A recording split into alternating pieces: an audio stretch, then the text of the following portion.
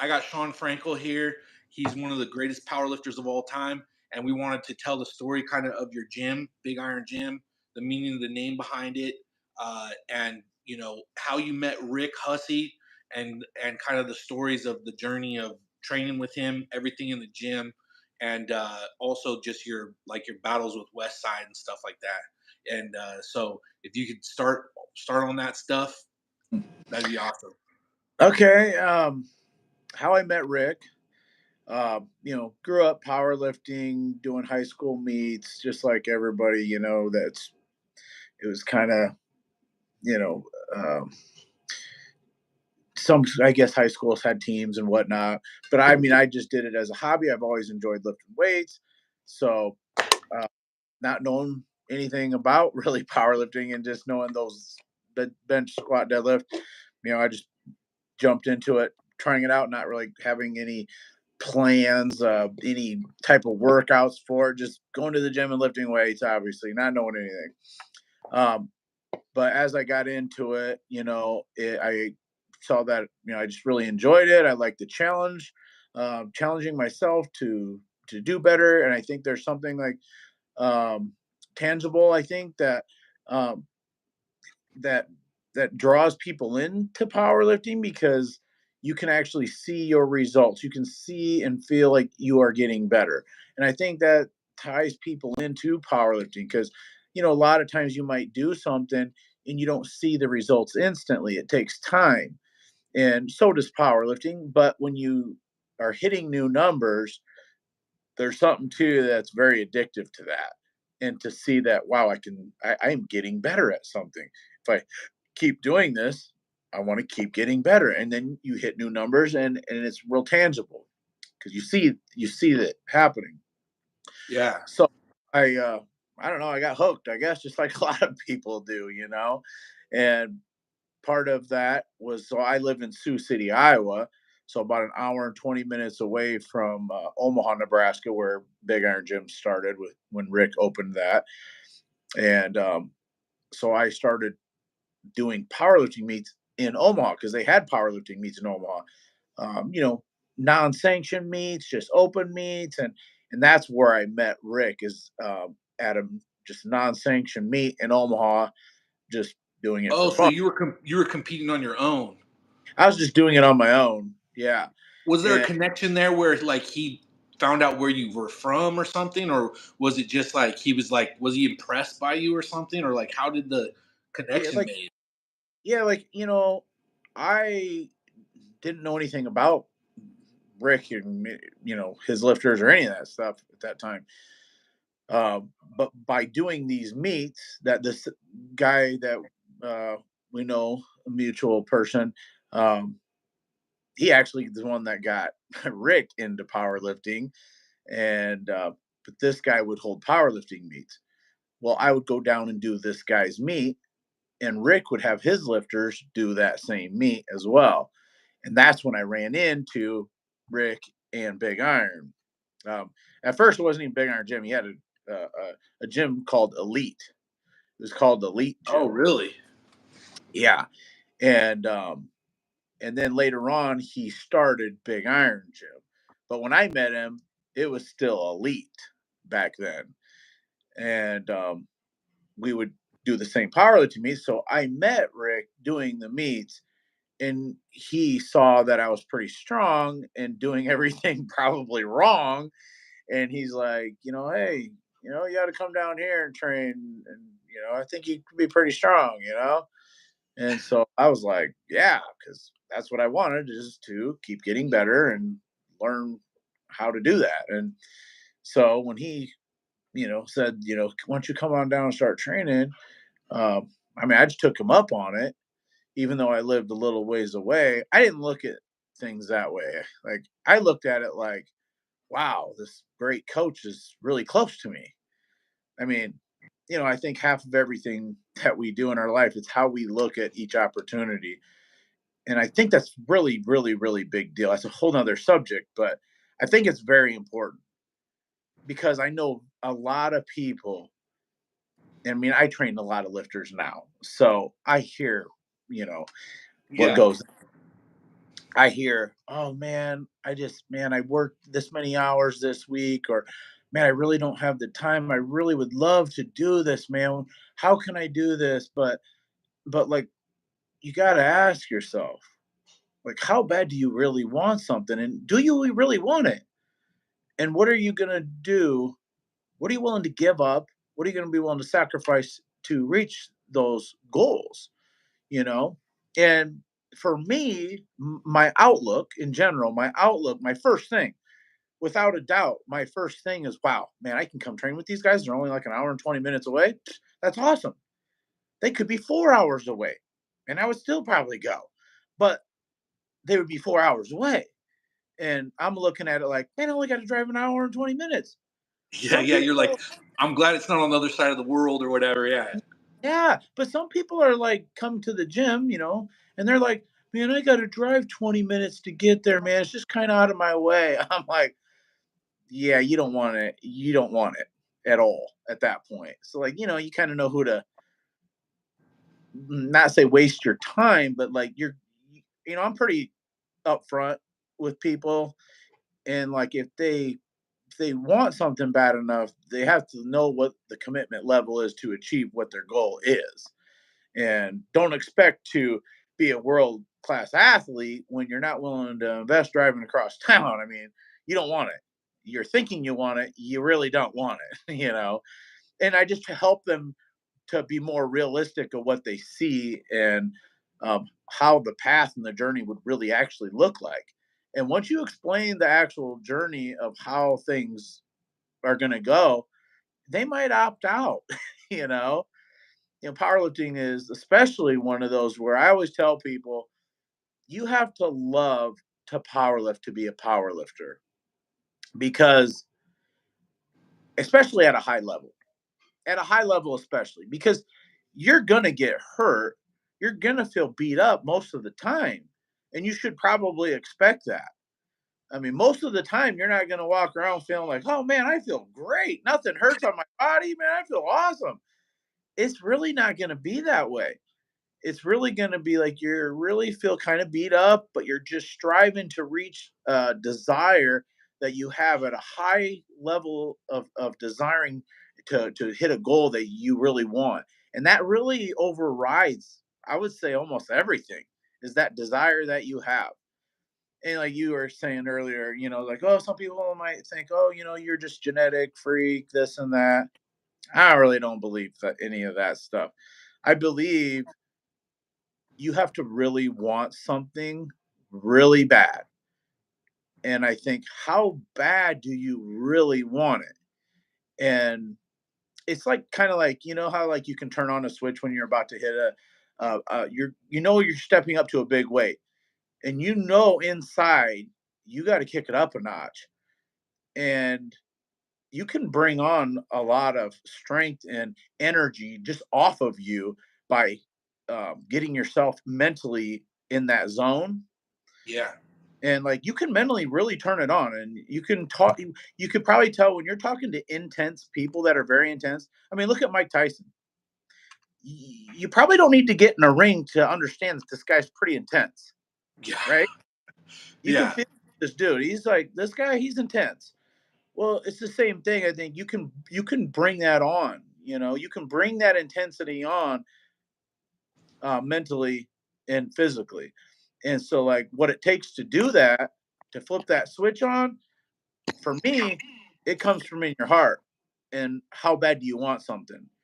And so, for me, you can flip that switch on and you can do that, but it's how bad do you want it. And it's not just the day of the meet. It's, okay, man, you're in the gym, man. You got like, a couple of these big sets left, and you're feeling beat up.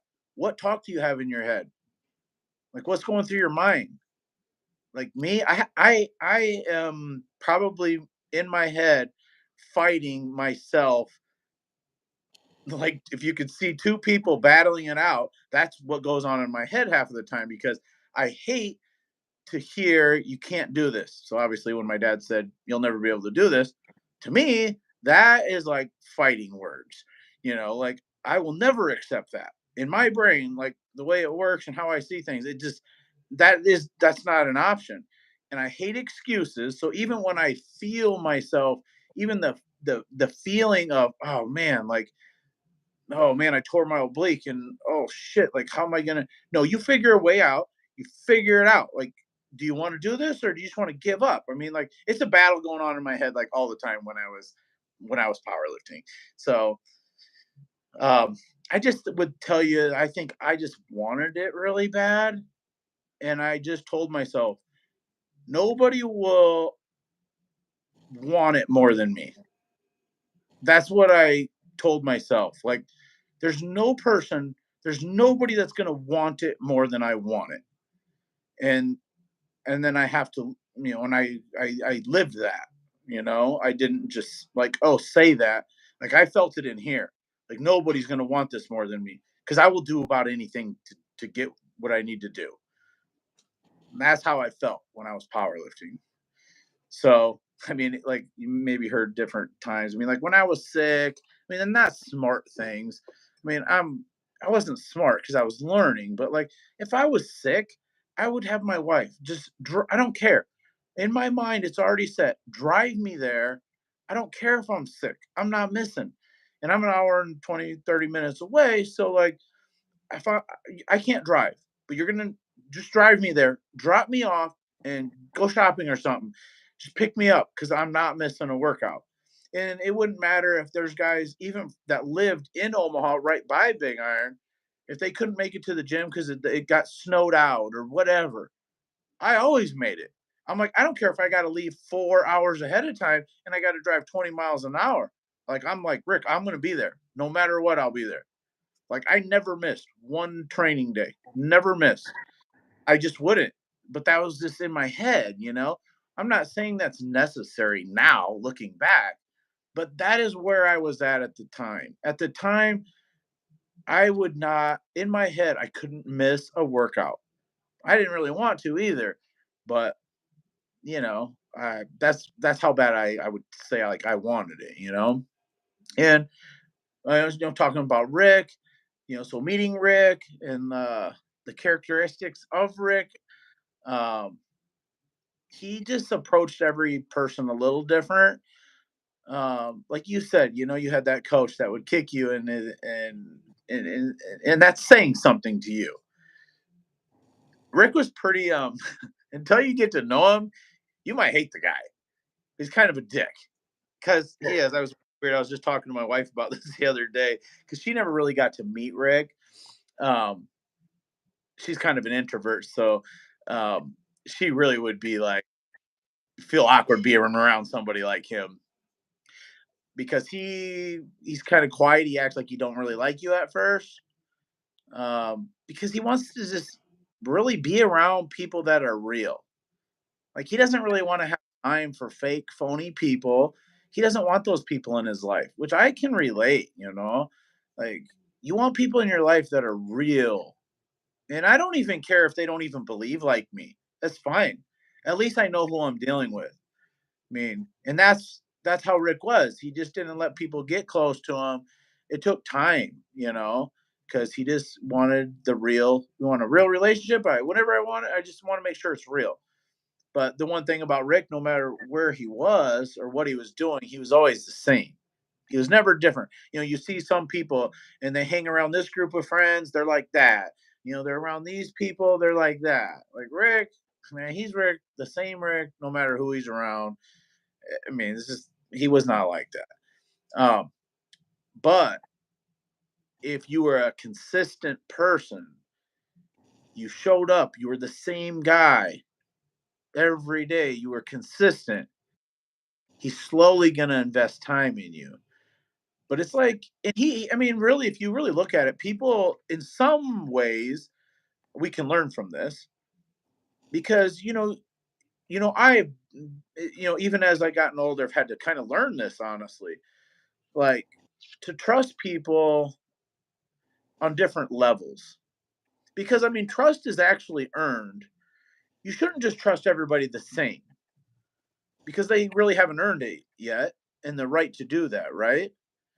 So you can get burned a lot in life if you just think, well, I'm going to be all in, and then that you find out they're not all in, right? So I learned that from Rick is like, you kind of got to earn his trust. And the longer the relationship, you guys build each other's trust. And then that forms like a stronger relationship. And I think that's all people. I think it's healthy for all people to do that, because maybe we would view people differently and have different types of relationships if we knew that, right? Because what comes along with that is expectations. So the same expectation you might have for somebody that has really been a solid guy, girl in your life would be different than somebody that kind of makes different decisions. One day they're cold and then they're hot. I mean, you're probably going to have a different expectation for that person, right? So maybe it wouldn't set yourself up for failure, thinking that everybody's at your level, because you could get burnt, And I think, Rick had a hard life. So he had a lot of people. He's been burned a lot. He had reasons to have walls up. Um, he lived in a neighborhood where you just don't trust a lot of people. And, Rick, he really lived a rough life. But, it's crazy to watch somebody's life change a lot too over the years and become, like, I don't know, softer in some ways. Um, you just see them change as a person. Their outlook maybe changes a little bit. Like I said, he didn't trust a lot of people, but in time, um, as you proved it to him, you could earn his trust. And I like that, because I don't mind earning somebody's trust, because I feel like that's the right way to be on both ends. So now we're both solid people. But I think, you also, like, being a Christian, I want to be sensitive to people at the same time. Um, I don't like being judged. I hate being judged. So I don't like to judge anybody. So I like going into relationships where I'm not going to judge anybody, but I'm going to accept people for where they are. And we're all at different places in life, and I would say that that's fine, right? Um, but to judge somebody when nobody really has the right to do that, only God has the right to judge people. That's ultimately all that really matters. But we can still be a big influence on people that maybe aren't at the same trust level as we are, right? I'm probably getting way off topic here, but I'm just rolling with it, man. No, no, man, it's like I had said before we started recording this, like your interviews like impacted me so much, and it's crazy, like just hearing you talk about trust, because I just think that's one of the most important things in life, and to hear you talk about it, it's kind of amazing, like because you're saying it, it's like not a feeling, it's action, and like you said, it's built and it's earned, and I think it's something too that you have to want as well. Like you're talking about wanting to be a great power lifter, and that was the key to your success. I think that that's true about trust too, which is such a it's just such a powerful thing, and it sounds like that was a maybe Rick never said that, but it was a huge value of his, and it must be a I'm guessing it's a cornerstone value or pillar or whatever of Big Iron Gym. It's from what it sounds like. It sounds like it's a really big deal to you too. And I just love hearing you talk about. You were saying that people say, "Hey, like it's the feeling." They have the feeling like I want to be a great power lifter. But just like Christianity, right? In the Bible it says count the cost before you decide to follow Jesus, because there's a huge cost, and if you're not willing to pay it, you might as well not do it. There's so many people that they want to just have that feeling like, "Oh, I believe in Jesus," but I've thought a lot about what does it mean to believe? Like believing is not it comes with action.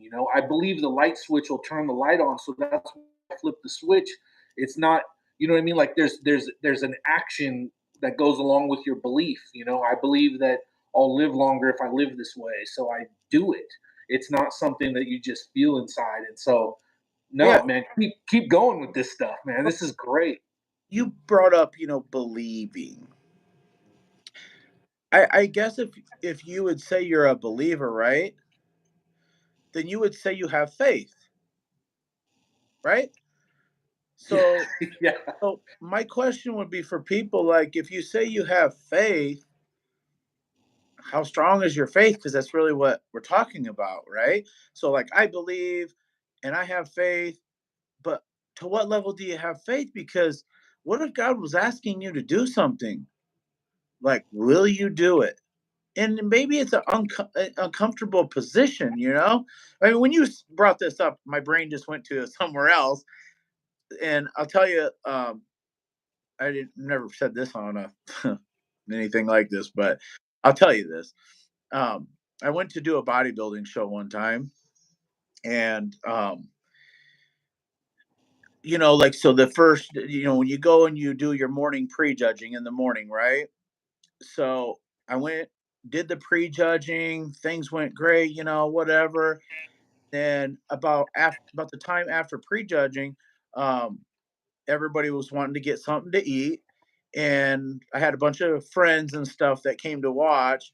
And I was just like, you know what, you guys go eat something good. I got some my own food up in my hotel room. I'm just gonna go back to my hotel room and chill out, put my legs up, and eat what I wanted to eat. My stomach wouldn't be upset and whatnot. And I said, "You guys go eat, man." So my friends and a bunch of people, they all went to eat, and I just went back to my room. So I went back to my room and sitting there at the desk, that most rooms have by the phone, and I'm eating my food, and I kind of have my legs kicked up. And the cleaning lady, the gal came to clean the room, and I was just like, come on in, don't mind me, man, just go ahead and you know clean or whatever, man, don't let me be in your way. So she came in and she's cleaning and she's like, so what brings you to town? And I told her, the show, and told her I got this gym and whatever, and we just had some small talk, right? Well, somewhere in that small talk and in between that, I'm sitting there and God puts something upon me. And he says, "Hey, you need to pray for her." And if anybody thinks that that's what I was thinking about, you're crazy, because I wasn't. That didn't run through my brain at all. And out of nowhere, he's like, "Hey, you need to pray for her." Okay, here's an awkward position right here for me. This feels yeah, really awkward. I don't know her. She doesn't know me from anything. And I'm supposed to pray for her. Well, no matter how weird it felt, I mean, I know when God talks to me, and he was telling me to do that. So in my head, I'm going, "Oh, great. Here we go again. You asking me to do something I don't know how this is going to go and don't even know what this is for." So I'm like, "All right." So I say to the girl, I'm like, "Hey, this might sound crazy, but do you mind if I pray for you?" And she's like, "Oh, yeah, that's fine." And I don't think she really understood. I'm like, "Well," I said, "when I pray for people, I'm going to lay my hand on you. I'm going to pray for you." And she's just like, "Oh, okay." She's standing over by the bathroom. Like, usually right when you walk in the door, there's a bathroom to your left or right. She's in that area where she's, in between the doorway of the bathroom. So I get up to walk over there, and I'm thinking, "God, you better know what you're doing, because I don't know what I'm praying for. I don't even know what this is about. But all I know is you're telling me to do this, and I'm doing what you told me. So you better, you better, whatever needs to come out, you better do the talking." And so I don't know. I lay my hand on her and I just start praying for her. And I don't know, whatever came into my mind, like that I felt that. I mean, I don't know. I didn't even really know what I was doing. I just said whatever I felt God was putting in my brain. And, wasn't, probably 20, 30 seconds into it, man, and she's crying. I don't know what's going on with her. I don't have a clue. And I did what I was supposed to do. I prayed for her, And she was like, "Hey, thanks. That really meant a lot." And that's it. That's it. That's all, right? I just did something that I was told to do. I didn't need to know further. I didn't need, like, I think some people need to know, well, if I do that, well, then how's this going to go? And how's that going to go? Man, I don't know nothing. All I know is God told me to just do this, and I just did that, and I didn't know what was going to happen. So, to move forward, um, later in the day, we went to the night show, finished the bodybuilding show, went great, went and ate a whole bunch of terrible food, felt half sick, you know. Uh, get back to my room. I'm going to go to bed that night. And I'm kind of laying in bed and I'm thinking about early in the day, this thing. And I'm just like, you just talk to God in your thoughts. You just kind of talk to him. And I was just like, God, you don't owe me anything. No explanation. You don't even have to know. You don't have to answer anything that I'm about to say. But I know you know my heart and you see where I'm coming from because I can't fool you. You obviously know what I'm already going to say, but you know me. And I said, man, like you say to come to you like a father. So I'm coming to you like you're my father. And I want to be open. And I'm just like, I just would love to know that sometimes when you tell me to do things, that it's really because you told me to do it. It's not something that I thought in my head and then did. It's just I knew that it was directly, really, actually from you. And I said, you don't even, I mean, why does he deserve to tell me this? He doesn't. I don't deserve that. And I just said that to him, but I'm just talking to him anyway, right? So I just Yeah. had that conversation with him. I just I just want to know that's from him, not me doing it. I don't really want to do it. If I'm the one doing it, I don't want to do it. I only want to do it if God's wanted me to do it, right? In circumstances like that. So, I kind of laid back down and I was trying to get comfortable and then I was going to try and go to sleep. And right as I laid down and I was just getting like comfortable, God said to me, just popped right into my brain out of nowhere. She was going to commit suicide. She was going to commit suicide. And I placed you where I had you because I knew you would do what I'm telling you to do. And I was like, oh, wow. Okay. Like, I was overwhelmed, honestly. I feel like God just talked to me and told me this. Like, this is. And then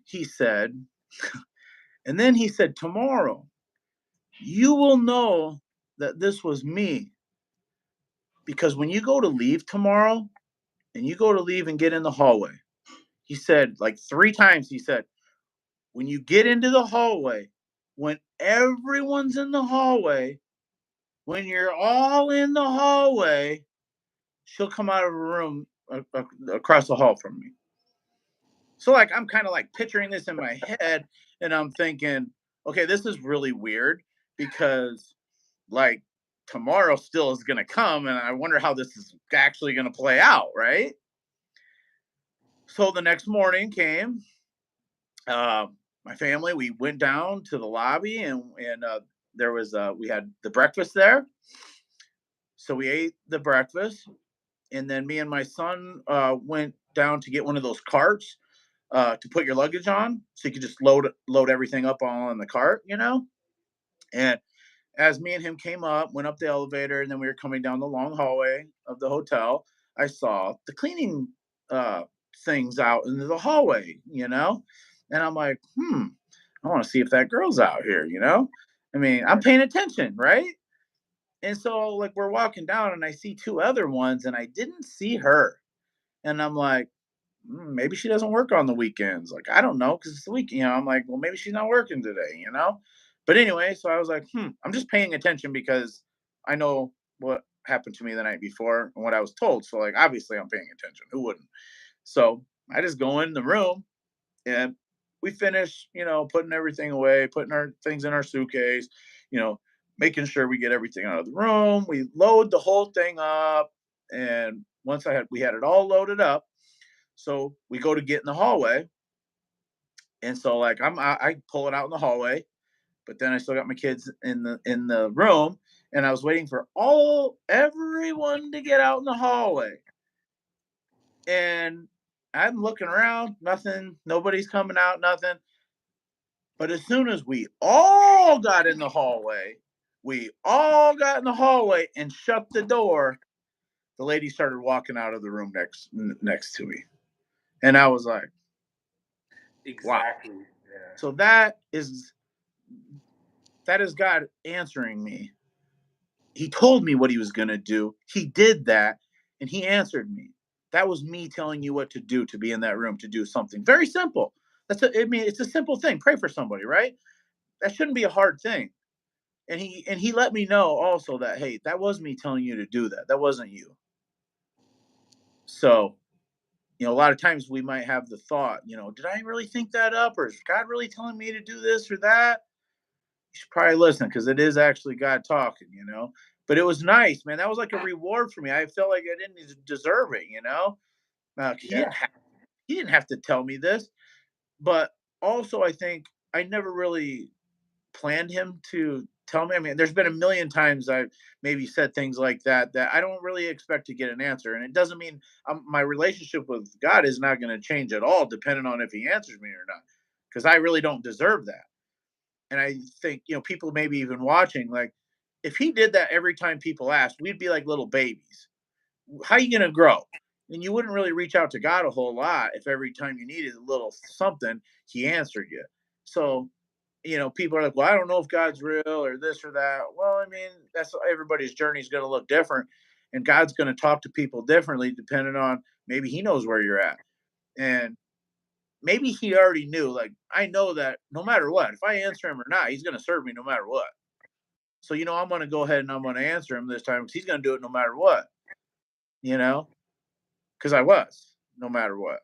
But I don't know. For me, that was one time of, talking about have faith, believing, and then having faith, and then trusting that God's going to show up and handle this deal. It's something so small, but like, when have you been in an uncomfortable position where you did what you were just told and you felt like, man, I'm out of control here, you know? So I'd say that comes along with it, you know, is if you believe and you have faith, acting it out is a lot harder than it may feel or sound sometimes. And now relating that back to powerlifting, I really believed and trusted in Rick a lot too. If Rick told me I could lift something, I just 100% knew if it's on the bar, I can lift it. He would never put anything on the bar if he didn't think I couldn't lift it. So half of the time, honestly, I didn't even know what was on the bar. I didn't really pay attention. I just Wow. knew that the technique of what I was doing had to be that much more precise. And so my focus was more on the technique and being tight, loading the things I need to load so everything would come up the way it would, or press the way it should. So, you know, but we built that relationship of trust that we were talking about with Rick. It took time. Takes time to build that kind of trust. And I'm real grateful and thankful for all the times, I had with Rick. Here we're coming up, close on December 30th. It'll be, my daughter was in here talking to me before I got on here, and she's like, it's gonna be almost 13 years, I believe, since Rick's passed. He died in 2010, December 30th. So it just amazed. I can't even believe that much time has already gone by. So it shows, like, our life here is pretty short. Um, but I wanted to keep Rick's legacy alive. And that's what I'm doing. We had talks about it before he passed, and he wanted me to call it Shawn Frankl's Big Iron. I didn't really want to do that. I said that sounds not right, because I've always went to Rick Hussey's Big Iron Gym, so it really sounded weird to me. But he always wanted to. He's like, just call it Shawn Frankl's Big Iron. You have to, because you're in Sioux City. Everybody knows you. You got to do it like that. And I'm just like, well, when he passed, then I was like, okay, that's what he wanted, whatever. Um, so that's where we're at. I'm trying to, I'm trying to keep it alive for him. We do, a powerlifting meet, memorial meet, which we do it the last weekend in February. every year as a memorial meet for Rick. And we usually have it's like a 2 day meet. We have a really good turnout. So usually it's pretty fun. We get to, either show like a clip of Rick, and, so like we kind of, people can understand. A lot of people here understand Rick because we talk about him and try and keep that alive. So it's crazy how, one person can impact a lot of people. And as it gets carried on, it still impacts people. How did you become a believer in God? Like, how did that happen? Well, I mean, I grew up Catholic, and my parents were going through a rough time at one time, and they knew they just kind of needed like something more. They didn't really know what. Um, they needed something more like a personal relationship, I think, and we started going to a different church, and I think it just kind of really opened their eyes to like how real having an actual daily relationship with God is. And through that, it kind of opened my eyes to like, I mean, I went and said prayers when I was Catholic, and it was more like for me personally, nothing wrong with, I'm not saying anything with different religions or whatever, but for me personally, I probably was just going through actions and saying words, and I never had something like, my heart wasn't, it needed more of a relationship and more understanding, maybe like, you know, why should I believe what I believe? And how come, like, I needed something more. And when we switched to a different church, and then I guess like going to some youth camps that I went to, um, I guess when I went to a youth camp, that's really where I really felt the calling, like I want God in my life. Like I actually want him in my life. And I understood maybe that God's actually um he wants to look out for you. I think, me and my dad didn't have a real great relationship growing up, so a lot of times, my self-talk was like things weren't good enough, and that like that kind of talk. And I kind of maybe felt like that's the way God was, maybe before I actually understood God. I kind of think maybe God's probably always like, oh, you're never doing good enough, Shawn. Like like that kind of talk. And when I realized that, God's nothing like that. Like God is loving, and God is wanting to keep you from hurt. He wants to keep you and protect you from all these things. People look at like, the 10 Commandments, man, if you're a Christian, you can't have any fun, all this. I mean, no, he's actually trying to protect you, because if you actually did the things, the commandments, he's looking out for people. He's looking out for relationships. He's looking out for broken homes. He's looking out for people that get sucked into depression and that lead you down a long road. And the devil's the one that wants to tell you, oh man, you can't have no fun. Go over here and do these things. Well, half of those things, man, they're going to wreck your life. They're going to wreck your kids' life, and a whole chain of reactions is going to happen. And we're all guilty of listening to that voice and making wrong decisions sometimes. We all make wrong decisions. There's no perfect person. That's like what I was saying earlier. I don't like to be judged because I don't like judging other people, because I don't want to be judged. So I'm just real. I don't judge people when they come in here, man. I've had people come in here straight from prison that done all kinds of different things. And I'm like, listen, man, we're all starting on the same foot, man. Now, don't get me wrong. I'm protective of my people in here because it's like a family. So I don't have a problem getting rid of somebody either. And like going back to like even Rick and training at Big Iron, it's like some people are like, "Oh man, you're a Christian, you must be a pussy or something." Try me out, man. I'm not a pussy. I'll just be real. Like I'm not. But I believe what I believe. I belong strongly what I believe, and I will be the first person to help you. But Christians aren't wimps. They don't have to be. You can be a strong person, and you can have a backbone too.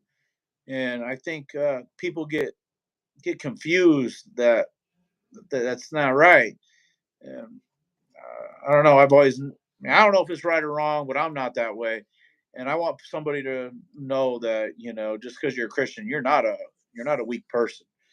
It's just how you look at things differently. And I'm more accepting to any person that walks in here. I'll be the first person to invite somebody in here to do things for people. But I'm not perfect, and I tell everybody right when they come in, man, I am not perfect. You can look at my life.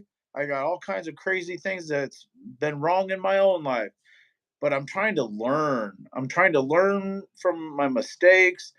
I never intentionally want something bad, make a bad decision. Um, but all I can do is just learn from my mistakes and try to grow forward, And that's just what I think we all do that. And some people, man, they feel like they're lost hope, Like Rick, I would talk to Rick about God. And at first, I mean, honestly, I think at first Rick thought he wasn't really good enough to give his life to God because he felt like some of the things he did in his life were too bad. And I told him that's not the case. I don't care what you've done, man. That's not how God views you. When you ask God for forgiveness, and I don't care what you did, uh, He is going to wash those sins away. And, I understand. I understand going, man, like, I don't really know how God could forgive me of this and this. These were pretty bad things. Well, you got to ask yourself if that's you listening or whatever. Is there something so bad you did that God dying on the cross, getting most of the skin ripped off his body, barely breathing, grasping for air, is that not good enough to wash your sins away, man? Like he's flesh. He had half of it ripped off his body and he had to shed his blood. Back in the Bible days, like for a sacrifice, there had to be shed blood. And a lot of time they did animals and stuff. They for a sacrifice there has to be shed blood, so they would sacrifice animals a lot of time. The only sacrifice good enough that would wash our sins away would be the blood of the one Son of God that's never sinned, and he has to be crucified, and his blood has to be shed, so we have a chance at life because our sins will be forgiven. And I mean, imagine, if there's a dad maybe on here watching or whatever, I don't know, can you watch your son get torn apart, ripped apart, and nailed to a cross? And then once he is hanging on the cross, God the Father had to turn and turn his he had to turn away from that sin that Jesus was crying out. He's crying out, God, he's crying out to his father, and he had to have nothing to do with that sin, so he had to turn away from that. How could I'm a dad, I don't know how he could do that, but it wasn't he was turning his back away from his son, he was turning his back away from sin, and he died for our sins, so now we all literally, Jesus was the sacrifice that gives us hope, that gives us forgiveness, so all we have to do is ask for forgiveness. I mean, what's greater than that? And all we have to do is just accept it. It's like people don't believe it because it's like so easy. All I have to do is accept it. And this, oh man, like it's like saying something. If you say something and mean it, then that's worth a lot. So if you say, God, I want you in my heart, and I will ask you, I believe that you're the Son of God. I believe you died for my sins, and I want you Lord of my life because I need you. If you do that, he's in your heart. You ask him into your heart, you're saved, man. Like that's it. Yeah, that's it. There's no lightning bolts coming down, man. There's no, but the sense of relief that you feel knowing that I actually took all of this stuff and I gave it to God and He took it. That's relief. So like for Rick, he was very feeling not very comfortable like through his cancer and obviously, but and I don't mean the cancer part, I mean mentally he was not feeling good. I and he didn't know like how's this gonna go for me. And we set an appointment up, like I've talked on other podcasts and we went and talked to a friend of mine that was a pastor, and I watched Rick give his life to God. And before we went in there, he was really kind of scared of dying. He didn't know what was going to happen to him. and he was scared. But when he did what I just talked about and realized what giving your life to God is, and asked God to come into his life and ask for forgiveness for the things he's done in the past, when we walked out of there, he's like, "Man, I just feel like a whole weight is lifted off me." And then he died like shortly after that. But you could tell that the weight was lifted. He wasn't scared of really dying anymore, you know? I got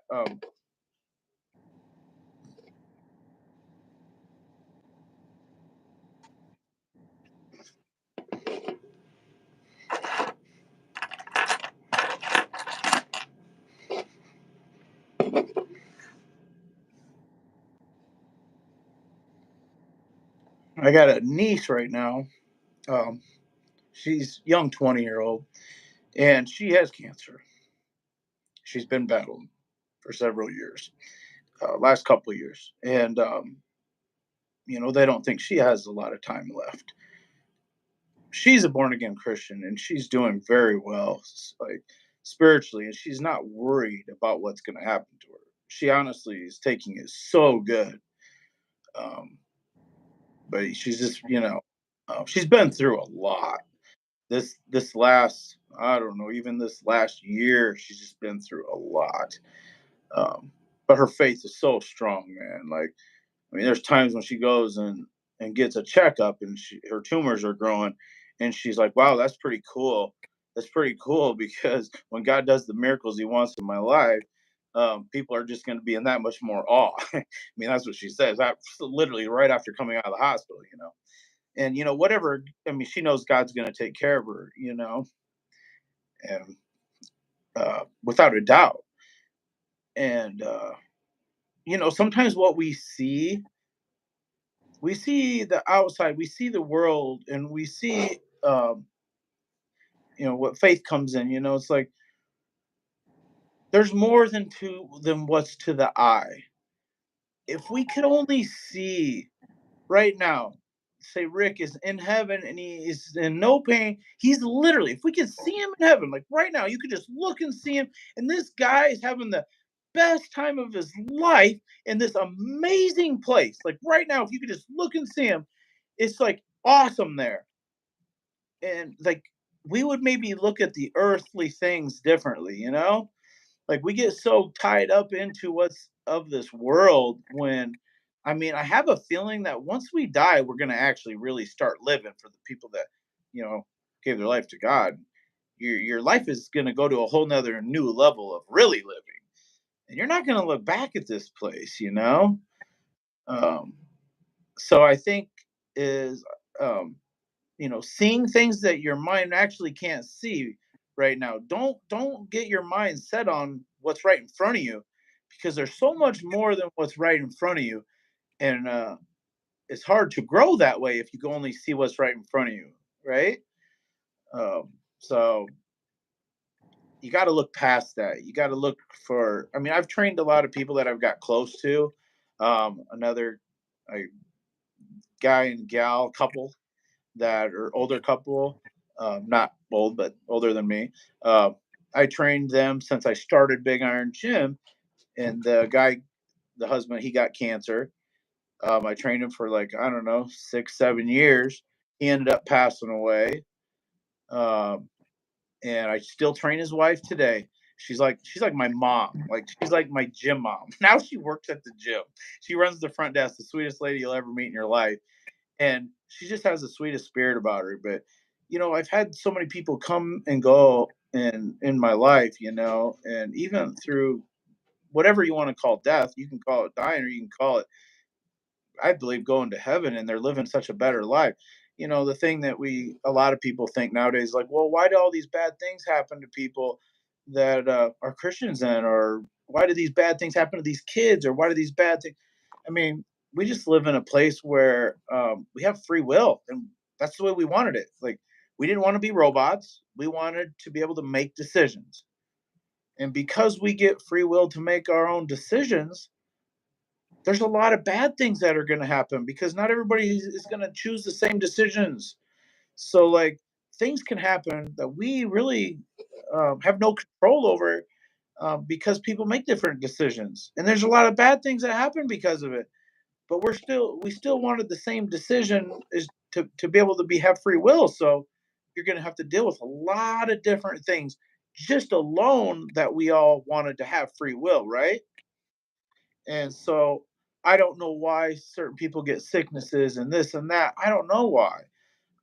Maybe someday when we get to heaven, we'll know more. But I think things develop and things happen because of basically sin, and who knows, probably other reasons too. But I mean, God didn't cause this. God gave us free will, and that's what we wanted. And because of that, man, this all kinds of different things happen. That's the way I view it anyway. I don't think God's not going to cause anything bad to happen to somebody. He's not the one that personally causes that. But he did allow us to have free will. He did allow people to make a decision, and some people's decision is going to affect us. It's going to affect you. It's going to affect Christians. It's going to affect not Christians. It's going to affect everybody. And life happens. Like life happens, man. People get in car wrecks. People get abused. People get abducted. People get to meet God. I mean, there's all good and bad both get to happen. But it's all we all wanted free will and we got it. So good and bad, all things are going to happen to all of us. I mean, if, as a Christian, you think I don't ever have anything that goes crazy in my life? I mean, I always have crazy stuff going on. But I don't ever say, well, this is God's fault. No, man, like this is the life I live in, but I am thankful that I do have free will. But my choice and what I choose is to serve God through anything, good things and bad things. Because if you're going through something bad, you can do it without God if you want. Do it if you want. It's a lot better going through hard times with Him than it is without Him. And God doesn't need us; we need Him. He'll be fine without us. He'll be fine. They're not going to happen to Him. He's fine without us. But you go through life and go through trials and tribulations of your own. You do it with God, and it's way better to go through things with God. But you have to know God. You have to know God's word, His promises, man. Like who He says you are. There's a song, and it always says, "I am who God says I am. I'm a child of God." And I like that song because I am who God says I am. I'm not who anybody else says I am. I'm only who God says I am. But a lot of times the devil wants to get in your head and he wants to say, "Hey man, look at all these things you screwed up on, man. It'd just be easier just end it, man. Just end it, move on. You don't need to feel this pain no more, man. You don't need to deal with all this suffering." I had one of my best friends, actually the last 2 years, I had two friends commit suicide, and they did it in their garage in their car. And in just the last couple of years, two of my friends did that. I mean, it'd be nice, man, like to be able to, we all go through pain. It's okay to go through pain, you know. Like people that watch this too, I'm not just, I'm talking to everybody. Like we all go through pain. I go through pain. But man, you gotta have somebody to reach out to, man. Like, don't listen to the lies of the devil, man, because he does want you to end your life. Because he doesn't want any good people here. He wants you to listen to his voice. He don't want you to listen to God. And when God tells me I am who He says I am, that's what I think about. That serious. Like God says I'm a child of God. And the only way you know who you are is read the Bible. Who am I? What does God say you are? Because what God says you are, that's what you are. You're not who other people say you are. You're not probably even who you tell yourself you are. You are who God says you are. But you need to know that. Otherwise, where's your strength at? How are you supposed to get through all these trials if you don't know who God says you are and who you are? So, like that for me, a lot of times, man, even when I feel like crap, I feel like a failure. There's times I feel like I screwed up. I gotta go back and I gotta go, man, God, like I gotta listen to your voice, not the voices in my head, man. I gotta listen to your voice because I am who you say I am. You know, it's easy to listen to the other voice because, man, sometimes he's attacking people's minds all day long, trying to get you to think different. That's what his whole plan is: this attack your mind, and that's where he starts. Times that you don't even know he's doing it, he's doing it. Sorry, man, I'm all over. I'm all over the place. No, that's perfect, man. you know, didn't expect all that, but Me, that's the best. It's better than what I could expect, really. you know, Um, I just like well, talking about real stuff, man. And I yeah, don't yeah, watching, dude. I don't care who's watching if they want to watch or whatever. But with me, I'm gonna tell you, you're gonna know who I am. You don't have to guess, man. Like I'm gonna be real, and I think that's what people want these days. They want to hear from real people, man. I can sit here and tell you about squatting 900 and 1,000 and whatever. Who gives a crap? I mean, honestly, to me, it doesn't mean a whole lot. Honestly, man. I mean, when you all these numbers that we all lift, yeah, man, there's some great numbers, some great fun times with it. But you know what I remember now? I'm 46 years old. I remember who I did it with, the times we had together, and like the valuable things that I wish I could go back. I don't care about going back and squatting 1,060. I don't care about that. I care about going and spending time with the people I did it with. That's what means the most. It's not the numbers. Okay, how did it feel to lift that number? Well, just like it did the number before that and before that. I mean, right? Who cares? Like people get caught up into these numbers and these people that lift it's great accomplishments. It's great. But man, you're going to be older someday and you're going to go, what did you take away from that? You're going to go talk about, hey, when I was 30 years old, I squatted this. How's that going to feel in your heart? You ain't going to care. You right? But like if I could tell you, man, I had this great time with these people, man, and we went all over the world. We did these trips. I mean, most of the time it was in the gym, and I spent a lot of time in the gym, and I got to like talk to my best friends about really important things. I got to goof around with them. I talked about really dumb things with them too. But we just lived life together and just made memories and like I miss those times, you know. But now we gotta do that for other people now. We gotta move forward. And like I'm in different shoes now. So like I'm trying to do that with other people. So they have those special moments. They have those times. Yeah, I push people hard. I am crazy about training. And I don't sugarcoat that either. I go hard.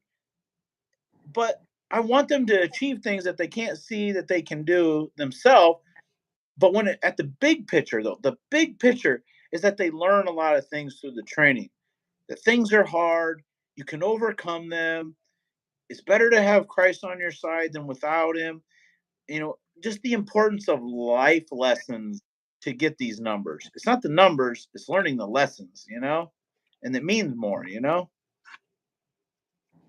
yeah, man. No, and just one of the things that popped in my head when you were talking about free will and everything. That was one of the things that got me when I understood the story about how God gave us free will, because it says He created everything perfectly in the garden. And I realized that giving us free will was perfect. Like that was part of perfection. And then the way that then we chose to sin, which separated us from God, and that's where death comes from, and all these things. And so perfection kind of like opened the door to that.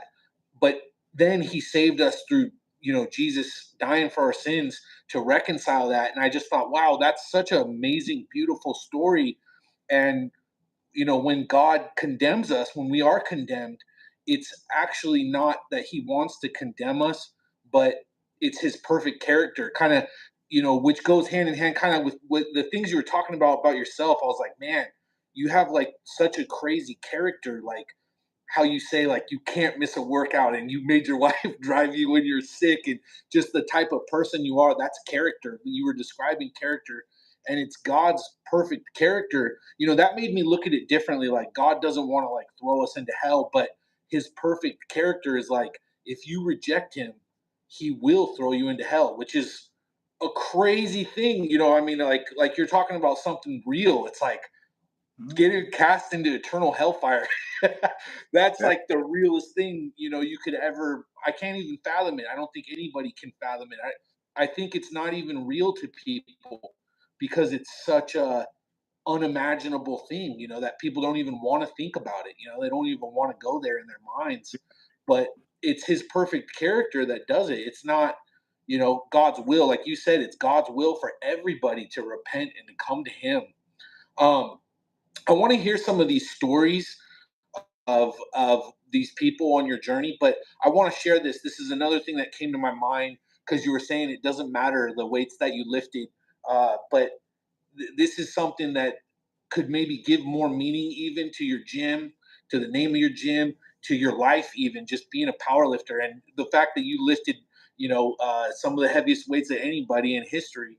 Um, I have a buddy. His name's Scotty Stockman. Anybody could look this guy up. He's going to be like a UFC champion or something. He's a really great fighter, up and coming guy, phenomenal, and he I know him because we met at the gym. Me and this other fighter. So me and this other fighter, after we would train, we would go out to his truck and we would talk about God. We would just go out in the truck and we'd be out there talking about God. And getting in trouble by our wives. Like, what are you guys doing? And so, but we would always talk about God. Well, Scotty one day like came out and he's like, "What are you guys doing?" And we're like, dude, go away. You don't want to know what we're doing. You know what I mean? Like, get out of here. And he's like, no, come on, like, what are you guys doing? And we're like, we're talking about God, man. This is what we do. And he's like, I want to talk about God too. And so we're like, all right, we don't know if you're like serious about this though, like we are. So, but we'll give you a chance. So we let him in, and we became really tight. All three of us are very close. Scotty's a maniac. He's probably running in a mountain right now or something out in the wilderness. You know, uh, but we always connect to talk about God, like when stuff gets real. Before his fights, he comes over to my house and we pray, always. This is just what we do, and I won't even talk to him or see him or nothing, but he'll show up. Hey, man, it's time to fight. Can I come over? Come over, man. Uh, and so I met his wife a couple times, who was his fiance at the time. And some of the stuff that I would say, she just really liked. And so when it came time for them to get married, she asked Scotty, she said, "Hey, could you get him to marry us?" And so my buddy Scotty, he goes, "Hey, man, Tanya wants you to marry us." And I was like, "Me? Like, you want me to marry you guys?" And couldn't believe that, but I was like, wow, I felt really honored, really. I was like, wow, this is something that means a lot to me. And yeah, I would be honored to do it. So I'll do it. And so I had to figure that out. I had to go get ordained or whatever. And I had to do a study on what I was going to say. Cause they said, look, we like the stuff you say to us in private. We want you to say those things at the wedding. The way that you talk to us, we want you to say those things at the wedding. And so I always kind of spoke to Scotty from a perspective of what the Bible says for a man to do, because that was part of my journey. That's my life. And I took it very seriously. Like, okay, what does God say for a husband to do? Love your wife. That's it. Thankfully, you go to First Corinthians chapter 13, it tells you what that means, right? So you look there, be patient, be kind, right? And you got to look down the checklist. Am I doing this? Am I doing this? You have a gauge or whatever, you have a checklist to make sure you're doing what God commanded you to do. So I had that down. I had what I was going to tell Scotty in the wedding down, but I didn't know what's the wife do really. I didn't know that part because that's not my part in living my life. So I was like, okay, well, I have to say what she needs to do too. So I need to do research on that. So I go looking it up. It says, wives, respect your husbands. So I was like, okay, all right, I gotta say that. And I go, okay, is there a definition in the Bible for respect? Is that there? Go looking. There's no definition for respect, right? There's all this stuff for love, but you go look up respect and there's nothing. So I was like, man, I gotta know what this means because I want to say this. Uh, I want this to be very serious, and I want to tell these guys, hey, because I told them, I said, if you guys aren't taking this serious with God, I don't want to do your wedding. Like I'm serious about this because I ain't going to heaven and have God say, why did you do this wedding? You know what I mean?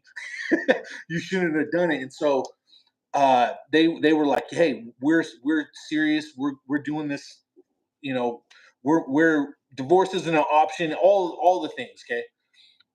So I look into it and I find out that in Hebrew, in the Hebrew language, the word respect means weight. So it means heaviness. It means the opposite of light. It means heavy. So extremely heavy is what respect means. And so the wife is to respect her husband. So when he says something, that should be considered extremely heavily, taken extremely seriously. And it also says, like, it has a picture that the husband's to love the wife like Christ loved the church. So the husband represents Jesus in the relationship, the wife represents the church. And that made me think for my life too. I said, that's how I'm supposed to take God's word very heavily. Like, it gave me such a direction in my life where I was like, okay, I'm supposed to read the word of God and consider that like heavily. And for me, one of the cool things is I thought to myself, like, the instruction of God or the command of God, it's like Jesus was the only one that could pick up that weight. He's the only one that could do it. You know, it's like a weight that nobody could lift, but Jesus could lift it. And I just thought that was cool. And for me, it was really cool just being a weightlifter to learn that. I was like, wow, that's so tied to my life and that's so cool. And so I just wanted to share that with you because, you know, that's obviously your thing, heavy weights. You know, even though you said it doesn't mean anything, it could have maybe a little more meaning there. Um, you know, and definitely, I think those weights, you know, they could have killed you, man. I mean, you're lifting weights that could kill somebody. So, you know, that I'm interested in that too, like what how your faith played a role in that and what that was like, just that experience because, you know, I don't know, it had to be adrenaline rush, man. It had to be intense too. Like, I'm interested even what the thoughts were in your head. You brought up Mike Tyson, you know, and Mike Tyson, one of the things about him, you know, his son is very gifted physically too. Like, he's really explosive and everything. But he said, my son could never be a fighter like me because his dad was like a pimp or something, and his mom was a prostitute, and he grew up like in this crazy childhood. And he's like, the things I felt in my heart and the things I went through, my son, he just ain't gonna have that. And so I'm interested too, like for yourself, like did you have a crazy childhood that made you the way that you are too, you know, because there's some of the stuff you're talking about, I'm like, man, I don't know if somebody could make themselves have that. I don't know if it could be developed to be like what you are. So anyways, I just wanted to share that, and if you could just take it and run from there. I mean, childhood. I mean, it was good. It was good childhood. Um, you know, my dad was hard on me. He traveled a lot, so he was gone most of the week. And then, you know, I was the oldest boy. I got a younger brother, but my dad would kind of like, expected me to have a certain amount of things done during the week. So when he came home, these chores and these things were done. Even being young. But my dad grew up on a farm. Like with 7 brothers. I mean, like this is the way. That's what a lot of back then. A lot of families were big, and they needed to have these kids in big families because they lived on farms, and they needed, you know, that was our help. So like my dad raised me in the way he knew how to do it. Being a parent myself, you realize, you you're learning a lot. Even when you're a parent, you're still learning. There's no perfect parent. There's no book to tell you how to be a perfect parent. Like you're always trying to be a better parent. And so, uh, was there times like, yeah, we didn't have probably the best relationship. Um, we butted heads a lot. We're both stubborn. Um, it probably drove him crazy that I was so stubborn, and I'm very stubborn. Like I'm really stubborn, man. Like if you tell It's something. If it's in my head, I don't really care who says it or does whatever. If it's in my head, I'm going to do something. I'm doing it, no matter what the consequences are. You could tell me a million times something. I don't care. When my mind's made up, man, no one can talk me out of something if I make my mind up. And so I probably drove him crazy. So I get it, you know. But he was, you know, uh,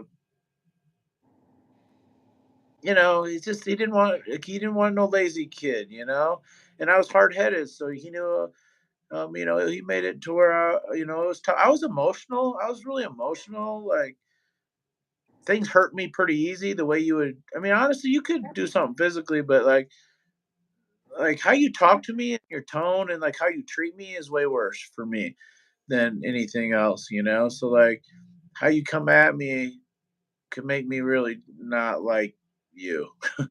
You know, I mean, like I could hear my dad's boots coming down the stairs every morning, and I'd wake up just because I could hear his boots, coming down the stairs before he even would open the door up.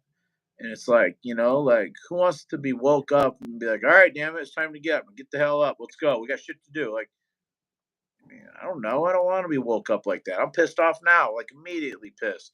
But my dad will kick my ass. So what are you gonna do? You can't do anything. You kill you, you know. And he's always telling you, like you're never gonna be able to whip your old man, no matter what. You're never gonna be able to. It's like installed in your head, you know. And so it's like, you can't do anything about it. And like he had a short temper. I had a short temper growing up, but he had a real short temper. So it didn't matter. Like I was the middle child, so like, I have the older sister, younger brother. So a lot of times, my sister, it's he ain't gonna yell at her like that. And first thing is it's Shawn, you're doing it. Whatever it is, you're in trouble. You're the one doing yeah. And it's just, but it's common, it's not a big deal. It's just, but the way you approach me is huge, man. Like huge how people approach me, the words and the tone of how you do it. For me, that's always been big, but it started from my dad coming at me with like, maybe not the right tone and that stuff. So, like I got to really think about that when I'm talking to my kids, like it'd be real easy to slip and be very short tempered and, quick to anger and all these things, but they're little. I got to understand they're kids, like you can't talk to a kid like a grown man that should already know certain things, and he probably, but it's not his fault because that's how he grew up. I mean, my grandpa was like that to my uncles, all of them, I mean, it was, it's just what they know, so, I watched that movie, The Shack. There's a part in that movie, and it's like, if you could actually see your parent that maybe you had, like me and my dad, we didn't have a good, we didn't have a good relationship growing up. And then when I had, I mean, I hated him honestly for a long time. I did, just hated him, man. I hated everything. I hated Did hearing your his voice. dad? Did your dad drink? No, I mean He he didn't. drank, but it wasn't the drinking. Okay. He drank, he had drinks, but he didn't really drink around us a lot or anything like He that. wasn't like a drunk, No, he was not a drunk at all. Not a drunk at all. not a He just drug addict, nothing like strong. that. No, he had a strong mindset, like 100% strong mindset.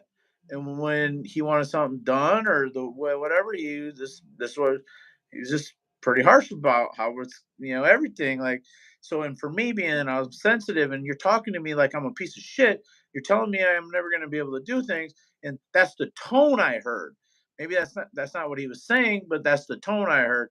For me, that doesn't go good for me. And so like we just and he's traveled. He's gone a lot most of the time, So like we didn't do things. We didn't hang out. We didn't go do stuff together like as a kid. We didn't do that, you know. And he comes home. And he's like, "Hey, this and this ain't good enough. You didn't do this right. You didn't do that right. And why didn't you do this better? If you're gonna do it, damn it, do it right, or don't fucking do it at all." That's what I heard. So I'm thinking, wow, man, I just did this all day. All my other kids, my buddies, they're all going swimming, doing this cool shit, and you're drinking like mow a couple acres with the 21-inch mower, like But it's but that's what he knew. So there's nothing wrong with that because that's how he got grown up. So but there's a lot of good things that came out of it. I mean, like I was never afraid to like work, obviously, and like now having a gym and put in whatever hours are needed. I expect that. Like I expect it, man. I'll do any job. I don't care. I'll do anything to just to be successful and work hard. So that taught me to work hard and have a hard work ethic and same thing with never complain. Like he hated complaining. I I can't stand complaining in my own voice. And if somebody's in the gym complaining, I can't do this or that. Oh man, you don't say that. Like I couldn't say that growing up. Like that's not acceptable. Like what do you mean? Like so those are annoying things to me to still like. Yes, but I mean, there was a lot of great things that come out of it. A lot of good skills that help people be successful. And now you just getting older, you find the balance of everything, and you're trying to find that balance. The right amount of things, the right way to word things. It's just you put it all together. And that's what I guess I'm trying to do as a husband, as a father. You're trying to, just being, read my devotional. I'm listening to, well, learning and having a better relationship with God, because that's who you really want to mimic is a father that's balanced. Um, I don't even know what we even started talking about here, how this even Well, got. it was just I brought up Mike Tyson and his Oh yeah, childhood so yeah, influencing him. like yeah, it just taught me hard work ethic. I think is to not do shit half-ass. And he would always tell me the one thing that you got that no one can take away from you is like my last name. And you need to make that worth, uh, have a good reputation. You don't give our name a bad name, you know. And I feel like that goes back. You think generations of all of my grandpa and great grandpa, people that work hard. Like do I want to be the one to like give it a different name, a lazy name? To me that meant something. I mean obviously I remember that now still. Like that means something to me. Like I don't give a shit, man. I'm gonna do anything. I'll go hard. I'll do anything, whatever, man. If I die that way, fine with me. But I'm not gonna be the one that screwed that up. And I don't know. I just had to learn the hard way on most everything anyway, because I'm probably stubborn. So like I didn't listen to people that maybe would try and give me a, hey man, you might want to do this. Whatever, man. I'm doing it for sure. Like I learned everything the hard way. And so, you learn hard lessons that way. But you also learn from them. And so It was funny on the I laughed, man, because I thought it was so cool actually on the Dave Tate podcast that you did. Dave asks you, he goes, so how do you deal with it when people question what you're telling them to do in the gym? How do you address that?